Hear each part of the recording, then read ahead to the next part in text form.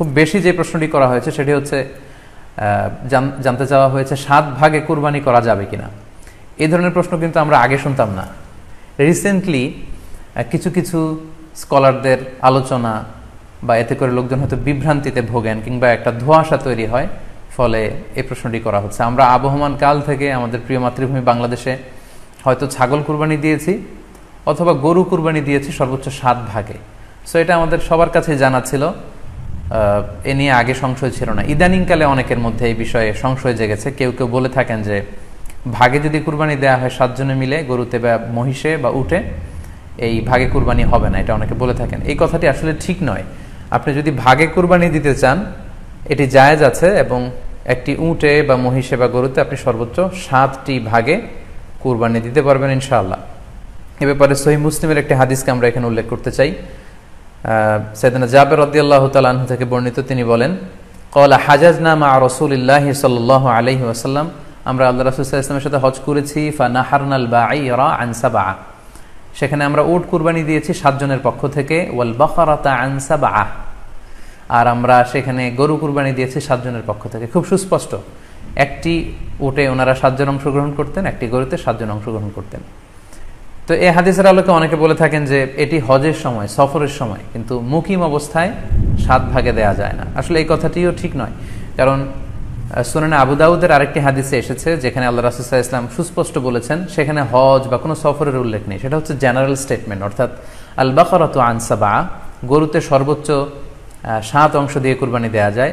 ওয়াল জাযুরু আন সাবআ, আর উটের ক্ষেত্রেও সর্বোচ্চ 7 অংশ দিয়ে কুরবানি দেয়া যায়। তো এই হাদিস, দ্বিতীয় যে হাদিসটি উল্লেখ করলাম, এটা হচ্ছে জেনারেল স্টেটমেন্ট। সেখানে সফর মুকিম কোনো কথা বলা হয়নি। ইন জেনারেলি বলা হয়েছে যে উটে 7 ভাগ দেয়া যায়, গরুতে 7 ভাগ দেয়া যায়। সো আমরা যারা ভাগে কুরবানি দিচ্ছি 7 জন মিলে একটি গরু, আপনারা নিঃসন্দেহে সানন্দ চিত্তে নিশ্চিন্তে কুরবানি দিতে পারেন। সহিহ হাদিসের আলোকে এটি সাব্যস্ত, এতে কোনো সমস্যা নেই ইনশাল্লাহ। তবে ভাগে কুরবানিতে কিংবা যৌথ কুরবানিতে কয়েকটি বিষয় আমাদেরকে খেয়াল রাখতে হবে। নাম্বার 1 হচ্ছে নিয়ত। আপনাদের ইন্টেনশনটা ক্লিয়ার হতে হবে। প্রত্যেকেরই যাতে একই ইন্টেনশন থাকে, সবারই যাতে ইন্টেনশন থাকে যে শুধুমাত্র আল্লাহ তাআলার সন্তুষ্টির জন্য আমরা এই কুরবানি দিচ্ছি। এখানে কয়েকজনের যদি ইন্টেনশন থাকে যে আল্লাহর সন্তুষ্টি, অন্যজনের যদি নিয়তে ঝামেলা থাকে, তাহলে কিন্তু কুরবানিটা প্রশ্নবিদ্ধ হয়ে যাচ্ছে। কারণ ইন্নামাল আমালু বিন্নিয়াত, ইয়ানি ইন্নামা সাওয়াবুল আমালি বিন্নিয়াত, সমস্ত কাজের প্রতিদান দেয়া হবে আপনার ইন্টেনশন বা নিয়তের উপর ভিত্তি করে।